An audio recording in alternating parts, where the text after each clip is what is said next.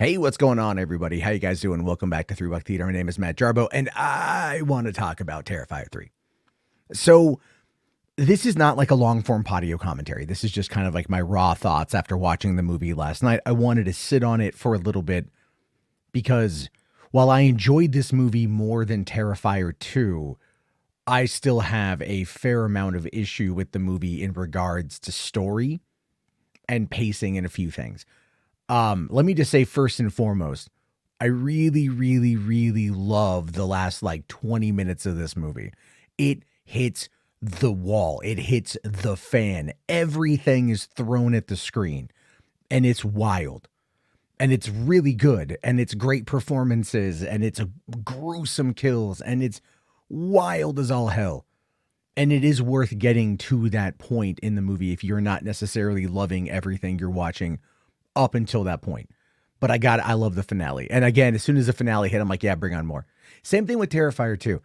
Felt the pacing was way off. The movie was too long.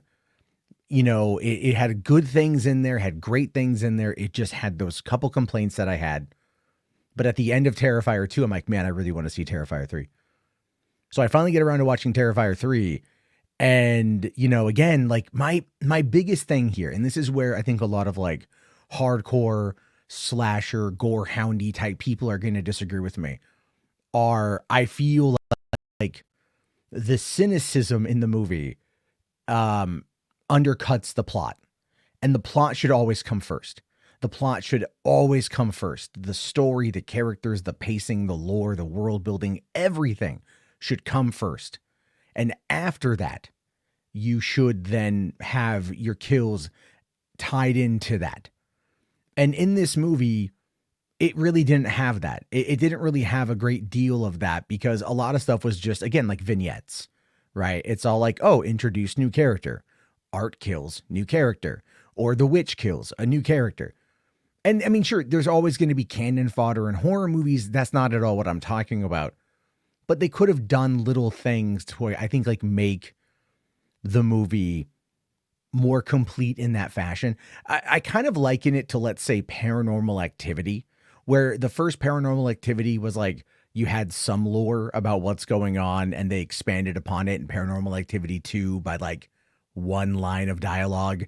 And then in Paranormal Activity 3, it was very similar with there being like 1 to 2 lines of dialogue about the overall arching storyline. And I get why they do that, because they want to string you along. They want to stretch it out. And they know horror fans are going to show up. This movie does kind of the same thing. But what is compelling, what is amazing, what is wonderful is David Howard Thornton, right? If I'm hopefully I'm not butchering that. Like the guy who plays Art. He is so wonderfully diabolical in this movie. He is like his, very much pantomime, funny sense of humor, things along those lines. And he conveys it very well through his facial expressions and everything else. And it's like every time he's there, every time he's on screen, you're in for some wild stuff. It was just what kind of like connects it all together. Like in The Witch is something that I feel like needs to be explored more. That was something that I felt was kind of undercooked. It was undercooked in Terrifier 2. I know you had the Pale Girl, and that's something that's connected to that, but they've kind of been like, I don't know necessarily. And maybe stuff needs to be better explained. Maybe I should have rewatched Terrifier 2 before going into Terrifier 3. I just don't want to rewatch Terrifier 2. Nothing against the movie. But like I said, it's 2.5 hours and it didn't need to be that way. And that length actually turns me off from wanting to rewatch it. And I think someone hopefully will explain to me where I'm wrong. I'm honestly open to that. But Damien Leone did such a great job directing this. The movie's very well directed. It does feel like a lower budget movie. I know it had like, I think $2 million and they threw everything at the screen. But, I think probably like the stuff with Sienna was a bit, again, kind of undercooked because, from what I'm hearing, I don't know, a friend told me this, I don't know how true it is, but there's like an additional like 20 minutes or something that got cut out of the movie. That's going to end up making it a longer, like they're going to have a director's cut that's going to have a lot more story or a lot more violence or mayhem or whatever. But, and I don't think it needs more violence and mayhem. I mean, the bedroom scene in Terrifier 2 is so brutal, so visceral. It just literally, it flipped, it crossed over, it crossed the Rubicon for me. Meaning like it flipped the switch on like, okay, now none of this is believable and none of it is whatever. This movie tries to outdo that with every single kill for the most part. But the one in the shower scene, I will admit that got me. But that got me in many ways because I'm a guy. In many ways because I'm a guy. And I got to give credit to Damien Leone for that kill because oftentimes you do not see that level of violence on a man.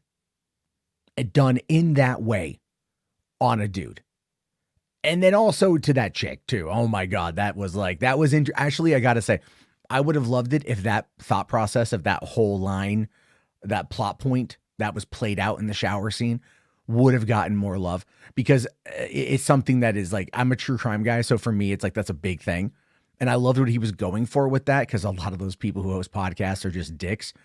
And I really enjoyed that aspect of it. And I just wanted to see that fleshed out more. I'm going to do a longer, like 20 to 30 minute video giving more of my thoughts on everything, but I just kind of wanted to put this out really quickly. If you're looking for a good slasher film, yeah, you're going to have fun with Terrifier 2 if you enjoyed the other two. Art the Clown, I'm not going to lie, special. He's special. Because there is a sense of humor with this character that you won't find with Chucky or with Freddy.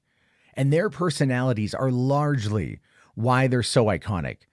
But here, like, he just puts them to shame. You know, like there's, you know, Chris Stuckman was talking about this in his review. Like there's like no code of ethics for Art the Clown. And there's not. And I'd like to know more about that. I'd like to get like maybe an Art prequel movie about everything else, right? You know, or more of a witch prequel movie or something that's really going to show us what the hell is going on. Because there's something that is there. The audience clearly responds to it. The audience clearly wants it. And me as a storyteller, I want it too, but I feel there's something just outside the reach of my grasp. Right. And I just want that. And Damien Leone's got me for the next one, obviously. So yeah, what are your thoughts on Terrifier 3? Let me know. I'll talk to you guys later. Thank you again for listening. Have yourself a great night and peace out.